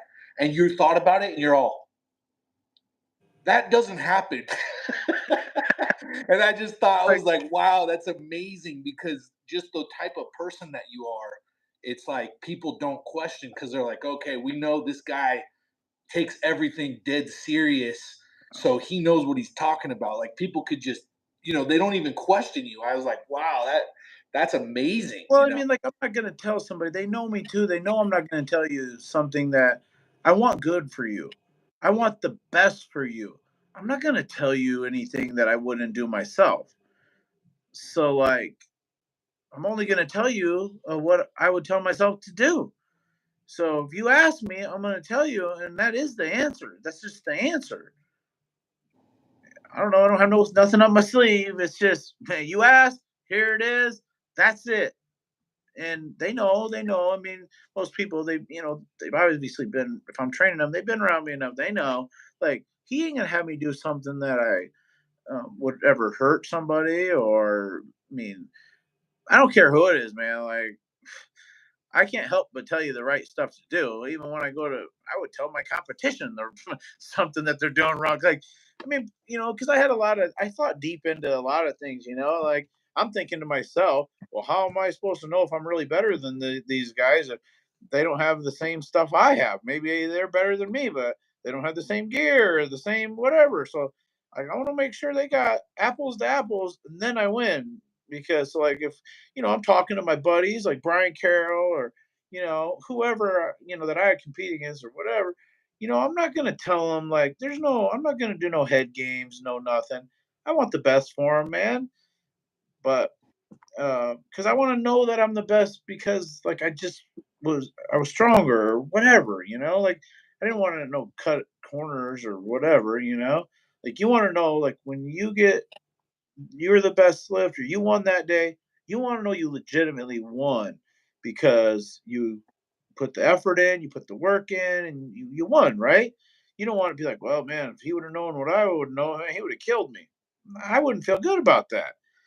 Like I'd feel like I'm a piece of shit. Honestly, I'm like I can't win. I'm not a winner. Like I want you to have the same stuff I got, and then I want to beat you, and that's what I want. And then I can have a clear mind knowing that no, I beat that dude. Like. That's interesting to hear that because a lot of the West Side guys said that they would hope that their their competition would get hurt or something. Like they were like, man, if I could win like that, that's great. Well, funny. Before you called my daughter, I'm at the gym right now. My daughter asked me. She came in and she goes, "Dad, well, what was the hardest meet or whatever you ever did, or the hardest training cycle or something?" She asked me, and I said, "Well, one that I stood out a little bit is like I tore some my obliques on one of my side a couple weeks before the meet, so it like it ripped and like my whole side's black and blue and like all those muscles kind of tore. So it was like to like go up and down, like to move, like to push backwards or to balance. It just man, dude, it hurt so bad. But this was like 2 weeks before the first pro am that I ever did. And there's not a time I thought well, I'm not going to be able to do the meet. She was asking me about this. I go, no, I'm doing the meet. When I sign up for something, unless I'm dead, I'm doing it. And so like, so I go, well, I did kind of cheat. I never said this before, I don't think. But I go, I did kind of cheat because I'm doing this meet and I'm winning. In my brain, I don't know. I'm going to find a way to win. That's half of life is finding a way to win, right? Find a way to be successful. There's roadblocks that are going to get in your way. And I tell my guys this all the time. You got to train around injuries. You don't just quit. You train around them, right? Because we're all going to be kind of hurt, right? So I'm like, I tore these all my whole sides, all black and blue, man. It's tore, no bleed. So I actually made um kind of like a girdle like thing, like your briefs that would go up high, right? And took some velcroed onto them and took the straps like a bench shirt. And I took that and velcroed my whole core really tight. I tried doing a long knee wrap around my core that and that kind of helped. But man, this like that like a several ply like squat brace, but then you can tighten it around my core. I actually did that first pro am and I just put my shirt over top of it, but I actually had that going on and I ended up winning that pro am. And honestly, I had that. That's what I did because I my obliques were torn. I'm like, I don't know how I'm gonna do this. So I had to really stay perfectly straight up and down to squat because if I like would have leaned over a little bit, it takes too much pressure on your obliques, and I couldn't handle it. So it forced me to just really straight up and down and just push my knees out hard. So I was literally coming like straight down and straight back up, because I couldn't afford to like push into it and lean. Yeah. But that's what I told her when she came in here and asked me that question. But B, you just got to do whatever it takes, man. Like I don't care, whatever cheating or whatever. I felt like I was at a disadvantage for having that happen to me. So whatever I got to do, man, I'm going to win, right? Yeah. Rick always said, if you ain't cheating, you ain't trying. Yeah. And if you won cheating, you won twice. Well, it's interesting that you actually won doing that because how many people would have just quit or pulled out? Yeah, but that's what I mean. It's like, how bad do you want it? Like, there's no option. I did my first bodybuilding show. I tore my quad, and I tore my sartorius off, and it was a week of the show. And I'm like, you got to be kidding me! Like my legs swelled up, the whole thing was black and blue. And here I just dieted the longest I ever did because it's my first show, so I was, kind of I never got that lean before ever powerlifting because you want to hold water and So I did that whole prep, and the week before, I ripped my sartorius, and I'm like, you got to be kidding me. Here's my luck again. But I'm like, I don't know. Like I remember, I was training. My trainer and my coach was Todd Smith, and awesome guy, Mr. Natural Olympia, just man, universe, awesome guy. Um, and he's like, well, man, what are you gonna do? And I remember I was good. Well, let me call you back. I got in the shower, took a shower. I'm standing in the shower, and I'm like, well, what am I gonna do? And I remember saying to myself, well, who are you? See, these battles I'm telling you that I have in my head. I'm like, well, what am I gonna do? I'm thinking. Part of my brain goes, well, who are you? You quitter? And I'm like, fuck no, I'm no quitter. And I'm like, I guess I'm getting up there. I'm like, you can stand up. If you can stand up, you should be up there. And then something said to me, like, man, like, what do you want to be remembered for? I mean, is it you want to be remembered for winning, or do you want to remember for like when you say you're going to do something, you do it? And I'm like, this is my conversation I'm having with myself. And I'm like, I'm doing it no matter what, man, because no matter what, man, if I get up there and I do what I said I'm going to do, what I really want people to know me for is if Shawn says he's going to do something, man, he's going to do it. And so, like, I called Todd back and I was like, hey, I'm doing that show no matter what, man. As long as I can stand up, I'm doing the show. So that's it. So I ended up doing the show and I ended up winning my weight class. And it was light heavy weight class. And, which, I mean, who cares about that? But, like, you did it. Like, I just got back from the Olympia this last weekend. Yeah. And, obviously Nick Walker tore his hamstring, which was terrible, man. That sucks. Yeah. And looked terrible. In my head, I was thinking, what would have happened if Nick Walker decided to get on that stage and stand up and do that show? I think that guy would have won the whole place over. Not because of the placing he was going to place, but because people came from all over the world to see that guy. And if he got up there, that guy would probably have more standing ovation and so much credit for just getting up there for those people than the guy that won the thing. I believe that. But that's the kind of I want to be known for, like, I don't give a shit, man. Unless my heart stops, I'm doing what I say I'm doing. And so, like, that's how it meant to me.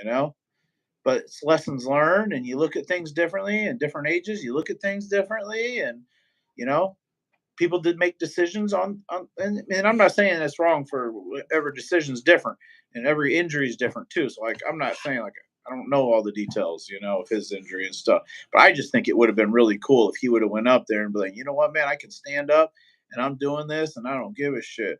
Like, dude, I would have been like, hell yeah, that's my dude, like that right there. Yeah. I Yeah. like I that mean, stuff, man. pulling out he lost his chance to win. I do know that's like hearing you talk is kind of like that blood and guts mentality. Dorian Yates, he said that's what happened to him. Is he had the same thing happen, right? He tore two muscles, I think, one different competitions, but I know he like tore his bicep or something, and then he just said to himself, "Well, if I pull out, I'm definitely not going to win. So I'm just Yeah, going to do it, yeah, and then I have a chance still, at least. yep, Kind of the same mentality you're talking about, like, yeah. And I don't know the depth of his injury. It looked bad. I mean, it looked terrible. But man, if he could stand up and get up there, I just thought that would have been the coolest thing ever. And that he would have just won over everyone by doing that. Like, that's how that dude's rolling. I mean, I'm at the Olympia last week, and I'm telling you right now, Ronnie Coleman is the man. That guy has had more surgeries, more injuries, and you know why he's the man? Because he loves the sport. That guy was there every day, all day long. And that line that he had, everybody wanted to see him, was hours long, and people stood in it. There's no lion anywhere else like that guy's. That guy, everybody wanted to see. So that tells you something about that person.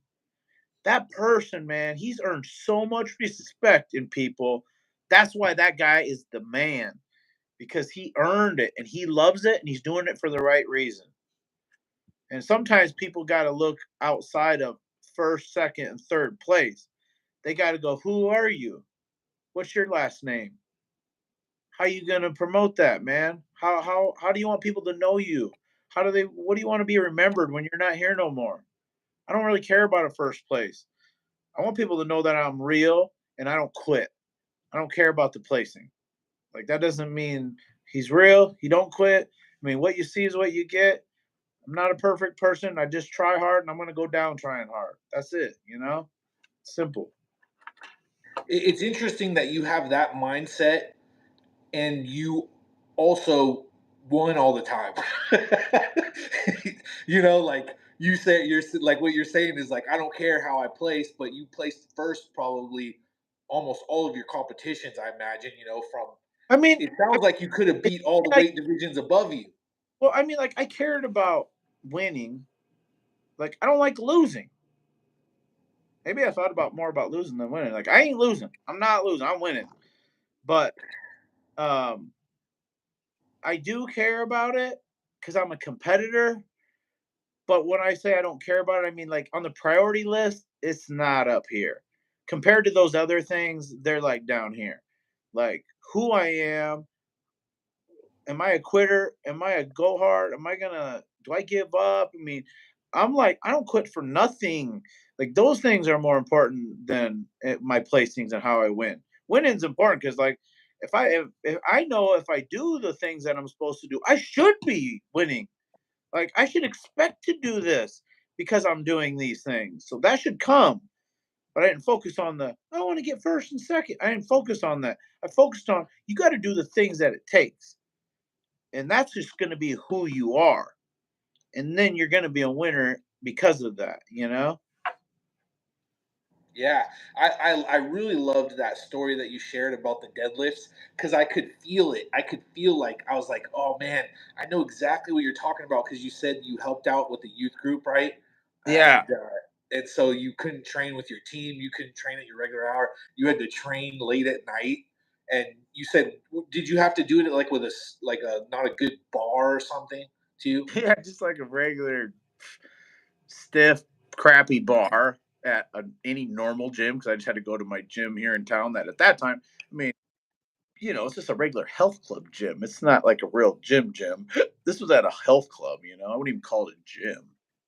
um, they didn't have the real equipment, like powerlifting equipment, weightlifting equipment. No one's lifting heavy.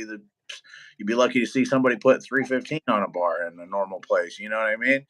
So like, that's where I had to train. So they were just crap bars.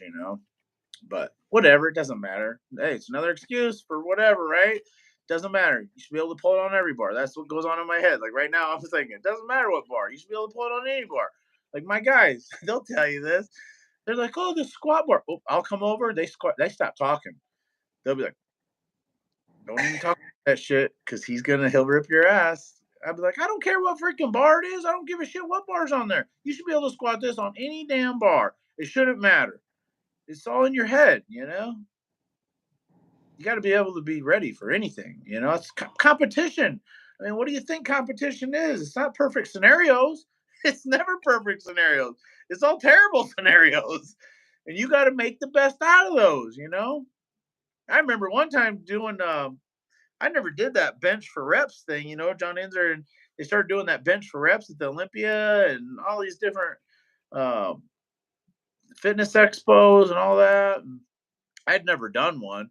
And the first one I was going to do is the Olympia, and a lot of great lifters, there. And I remember like Jesse Kellum, Coker, uh, and me, I think we all tied because you did like 500 for reps, you did 600, 500, or you did 700, 600, 500.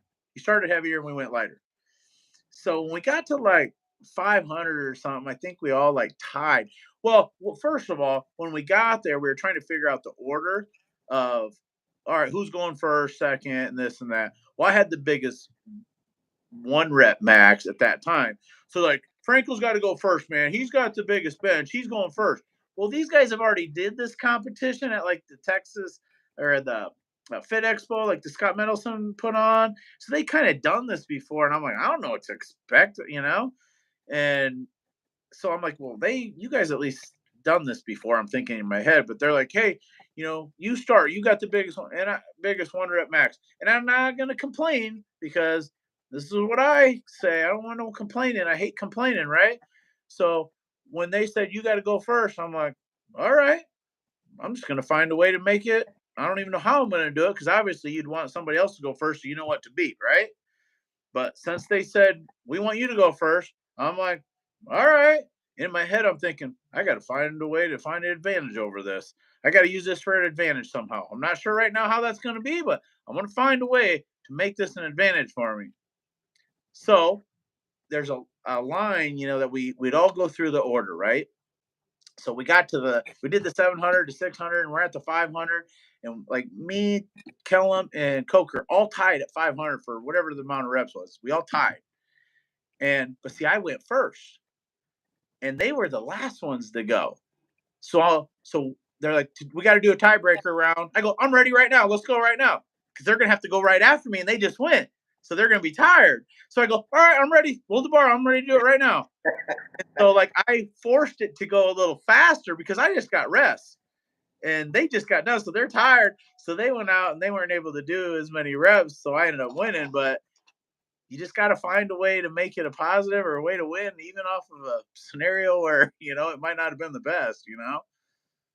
Yeah, you flipped it on them. It was a Yeah. disadvantage, but you made it an advantage right in that moment. Yeah. Yep. So that was kind of a funny deal. But it was fun. It was a lot of fun.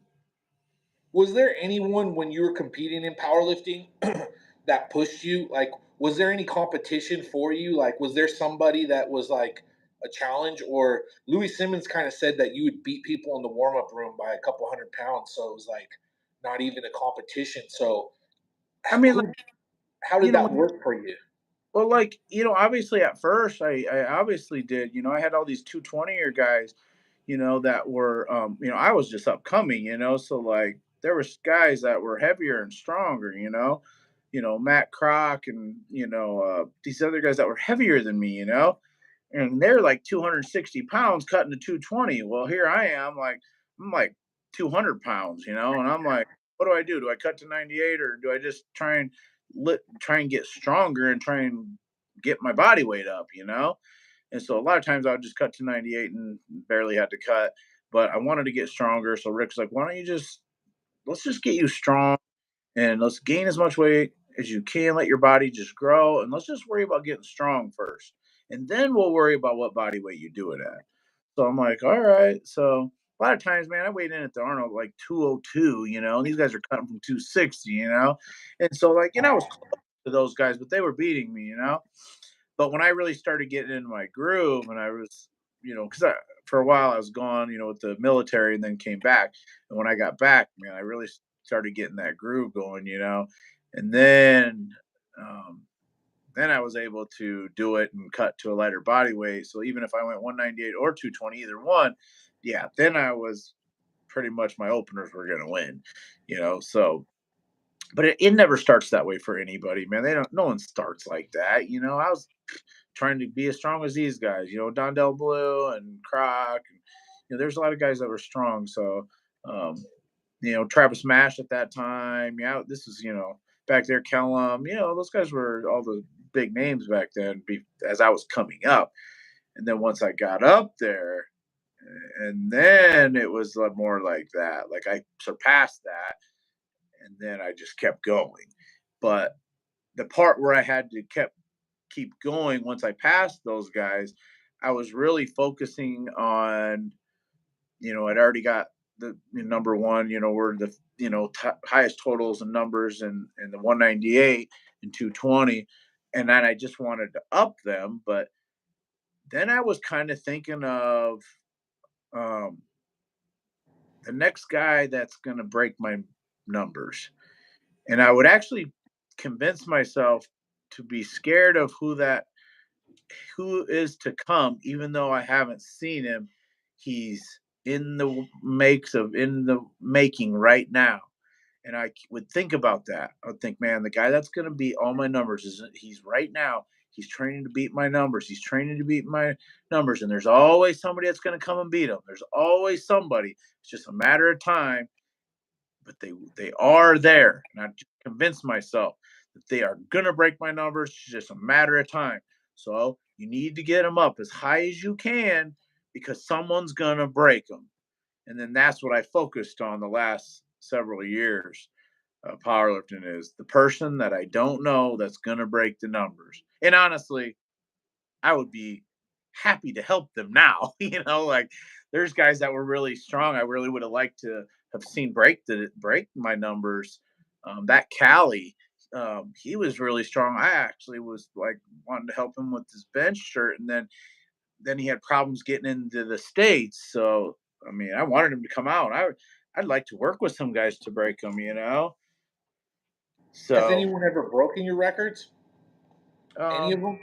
the total records still are up there. And I don't really know about all the individual lists. I don't even know I don't know. But I did, in the Arnold this last weekend, the 220er, Travis McKinney, man, that kid looked great, man. He totaled high 26. High 26s, for at 220. So like he's got a great potential. He's potentially going to take that number out. So he just has to stay healthy. So that'd be pretty cool. 198. I don't know. Cali would have been a great guy to take that out. But I think he injured his tricep or something, so that kind of got in the way. I don't know. Maybe he's doing good, man. I hope he is. Um, but he'd be the one to probably do that. But you Did, know, did you uh, did you know Louis Simmons well? I mean, obviously, I always talk to him at the powerlifting meets. Louis liked to, how Louis was very he's a really smart guy. So he thought about numbers like man, the guy was smart. He's like talking to a damn computer. And he'd want to tell me like about his methods and why. And man, like he wanted me to try his way. He's like, you gotta, man, he talked like a computer. So like, I'm not gonna remember that shit because, you know, and obviously a lot of that worked because it worked for a lot of those guys. Um, Westside, man, they put out so many strong guys. So obviously it worked. We just did it a different way.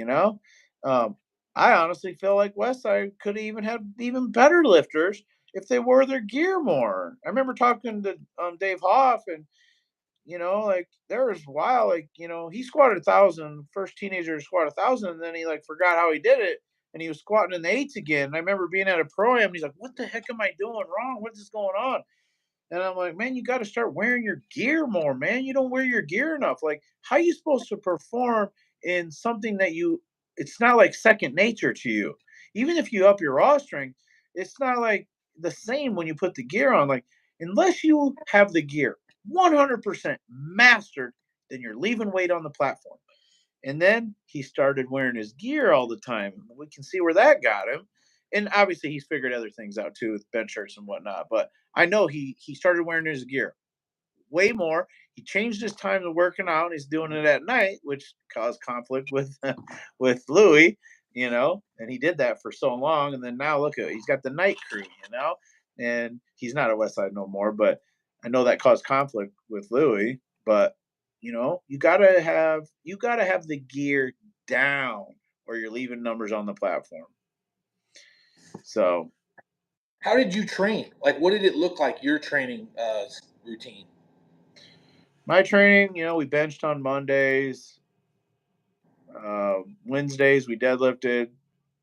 Saturdays we squatted. During the week, like Thursdays, I do tricep work, and uh, I do like shoulders on Tuesday. I don't know, dumb stuff. But main thing is it was Monday's bench day, deadlifts Wednesday, and back all my back accessory work. And Saturday we did legs and squatted. And I just mainly did all those accessories on that day.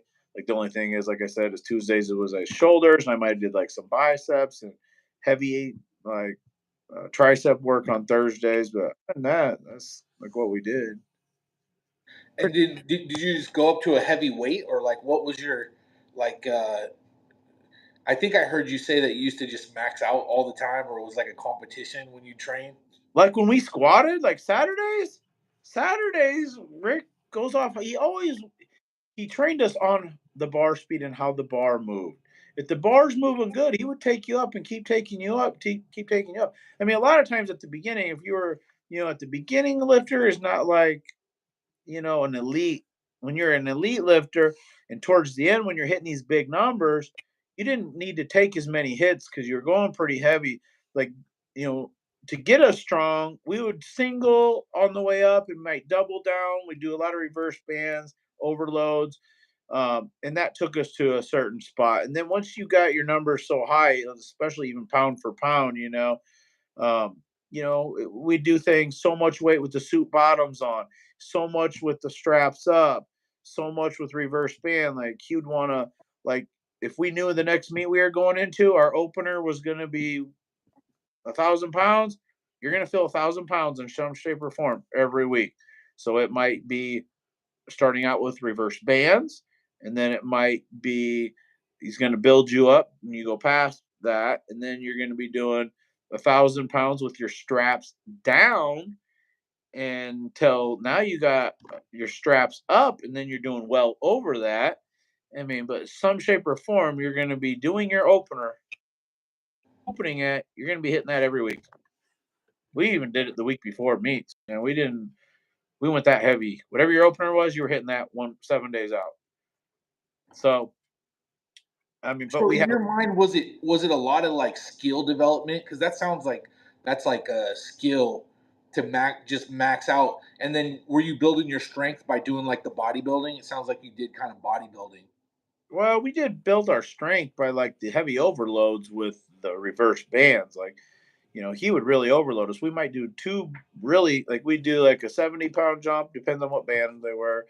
And then we might do, depending on how that looked, he would call us another one. So you might be squatting 1,200 pounds with reverse bands. And at the top that feels pretty heavy, but you know, you gradually worked up on both sets. Like, you're raw with just raw weight with straps down would eventually go up until you got to a certain spot, and then you would add the bands, and then those would go up, and then every week all those numbers kept moving up.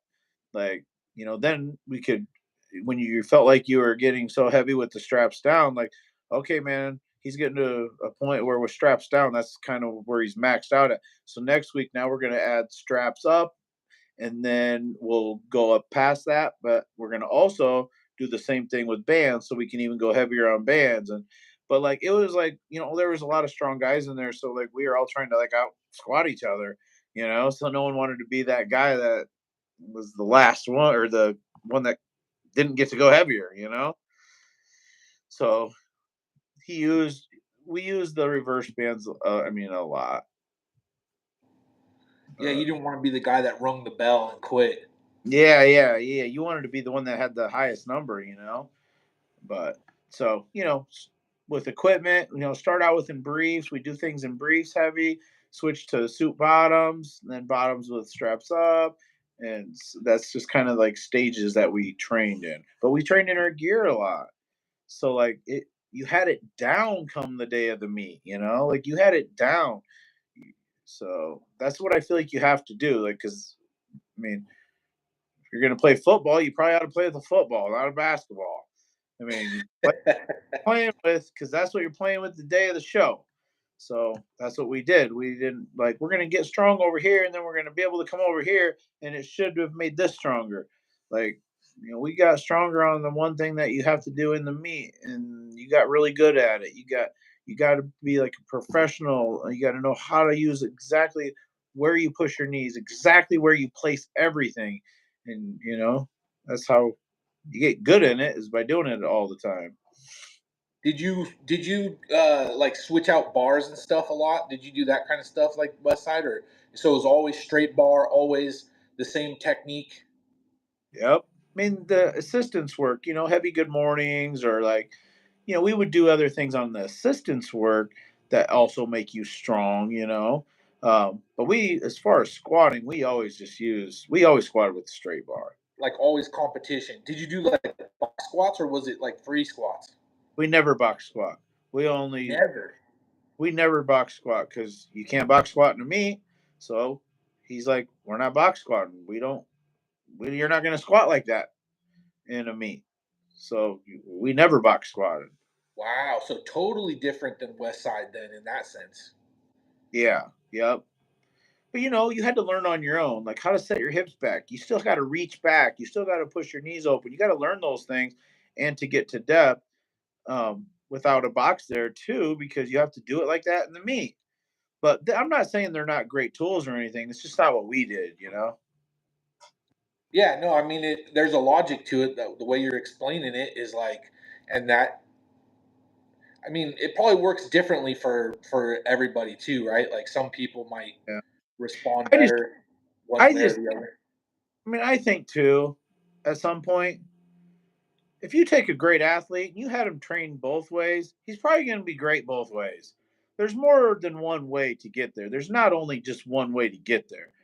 And when you get somebody that's just got it, man, they're strong, they're mentally strong, they're going to probably do great in either way, honestly, I think.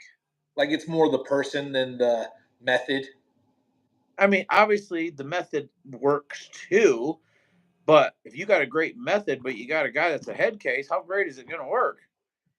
Now, if you got a guy that's mentally just dialed in, zoned in, and like determined and tough, and I mean, he's not scared of nothing. Well, which guy do you want on your team, Yeah. right? Is there a lot of head cases in powerlifting? Yeah. Like, yeah, man. You know how it is. People, yeah, there's head cases and everything, but powerlifting too. Yeah. But, like, it's like the more that they trust you as a coach, it's, better. I mean, head cases too is like there's some guys that are really great gym lifters.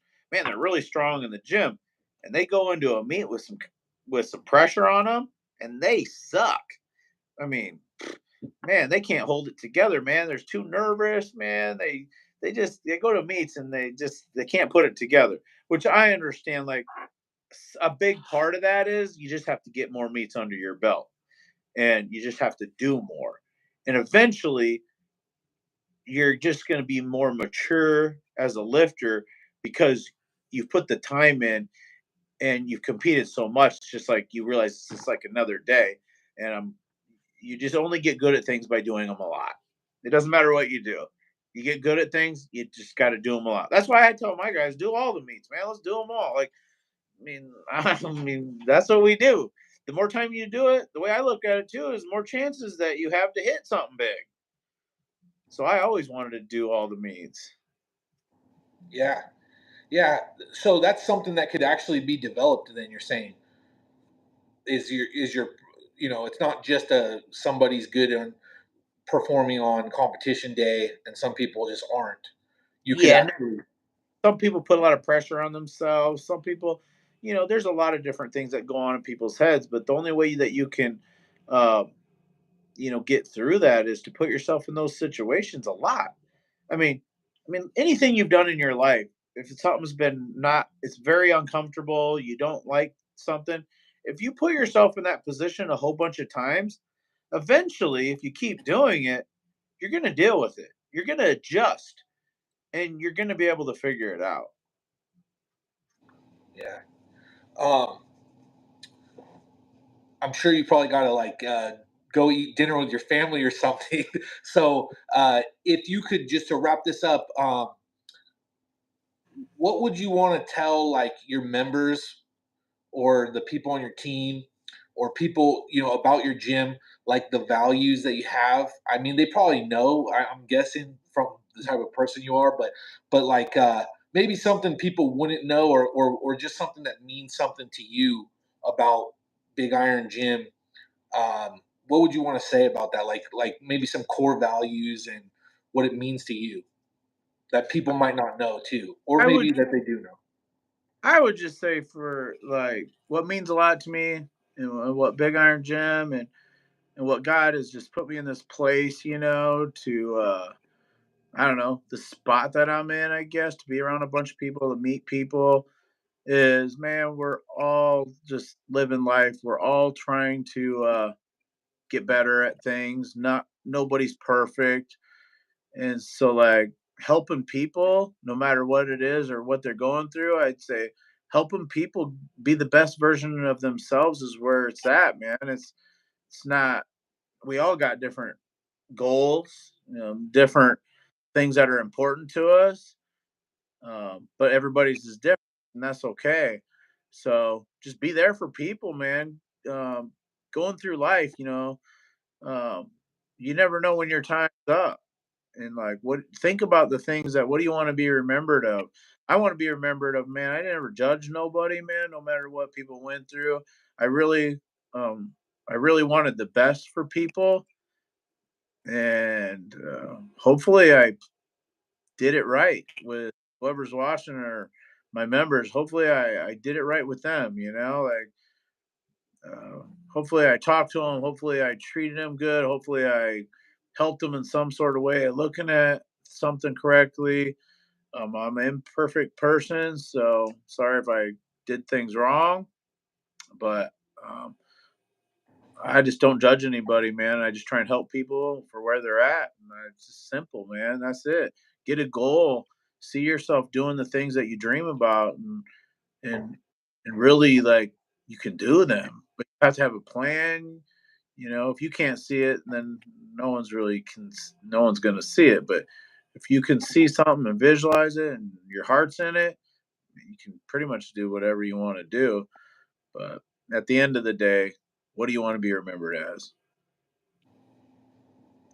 Sweet man. Well, thank you so much. It's interesting because we didn't really go over the story that you already shared. Though you shared it on Dave Tate's Table Talk podcast.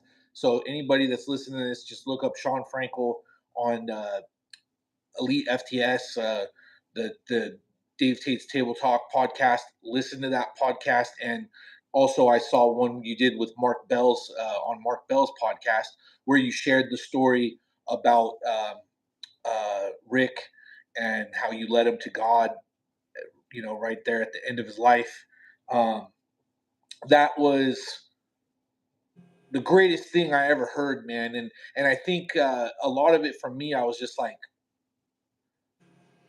it's something I guess I've wanted to experience in a way, you know, and I try to talk to people, I try to share the gospel with people, and but when I heard your story, it just like I was like, wow, it's more about how you live than what you say to people. It's not about like convincing somebody or talking or a conversation. It's like literally your testimony was 10 years of living, and then he got diagnosed with cancer and he was going to die, and it's like just the I don't know, the sharpness of that story, like the extremes of it. I was like, wow, that is like just the most incredible thing I've ever heard. And it's crazy to hear that in a powerlifting podcast. Yeah. So that was super impactful to me, man. And so I was like really excited to do this podcast. And so yeah, I recommend people listening to that.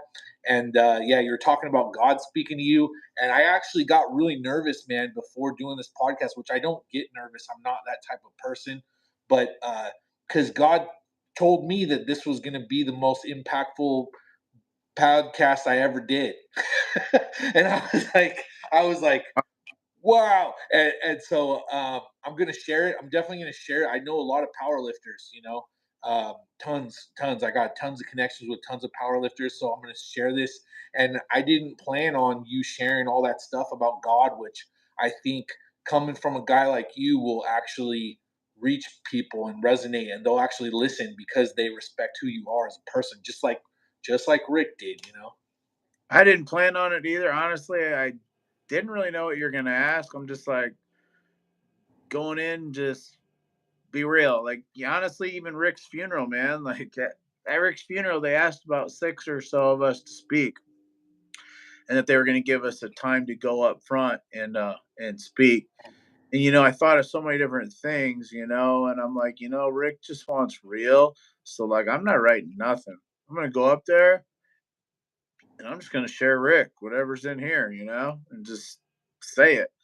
And so like, we showed up a little early, to the service, and the guy performing, the pastor performing the funeral, said, "Hey, why don't you guys come back in this room? Because you guys are gonna sit here.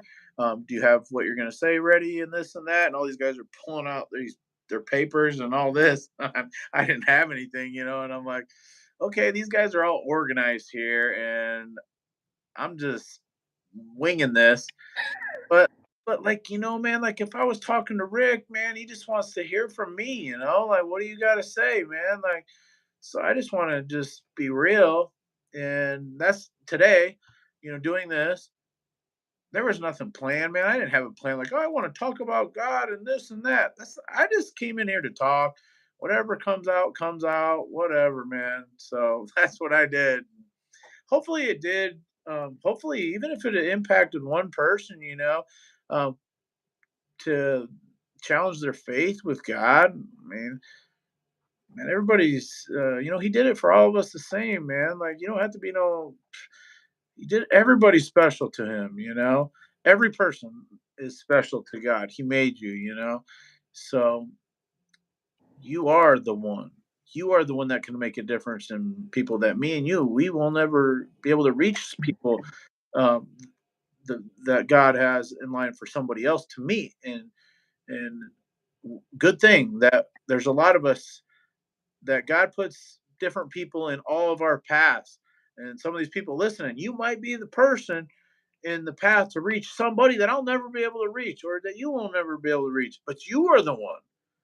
So, and there might be people on here just questioning. I don't even know about my faith. This world's crazy these days, man. It is crazy these days, man. And maybe you went through some stuff. Maybe you lost a brother or sister, uh, parent, maybe something bad's happened to somebody bad that it was close to you and it hurt. I know all about what that feels like too, man. That's hard. It's tough, and it's okay that you have hard times. It's okay sometimes that you are real and question God, like, God, what's going on? Like, it's okay, man. I mean, you've been that way to family members before. You've been that way to brothers and sisters. It's okay to be upset sometimes and ask why. But at the end of the day, man, you got to come back to God because He's the only one that can heal you. He's the only one that can take the burden off you. He's the only one, man. He's the only way. And it's okay to have those feelings, but to come back and go, man, I need God in my life to get me through all this stuff because He's done that for me. He's got me through a lot of things. He's got me. I mean, I've lost several people, like a lot of people in my life, and I can tell you that, even with Rick, the one person that always believed in me in my life, the one person, man, that just was always believing in me that I was missing somebody that believed in me, and he believed me the most. And when I lost him, that was the hardest loss. And um, I just know now. I know I'll see him again someday because I watched him give his life to God, and so I know I'll see him again someday. And that right there keeps me um, really, that's what keeps me going. Like I know I'm going to see Ricky, you know. And good thing, I just thank God, man, that He allowed me to have this relationship with Him while He was here. He allowed me. He just put these puzzles together, man. He put us together like that. I mean, if it would have went any other way, like, can I say that like Rick would be in heaven right now? I don't know. I mean, hope so, but I don't know. But he orchestrated this whole thing right. Like, I mean, honestly, if you want to think about it, cancer might have saved his life eternally. It might have saved him. If he wouldn't have got cancer, he might not have reached out to God. But you know what? It took a long time, 10 years. And then all of a sudden, he gives his life to God.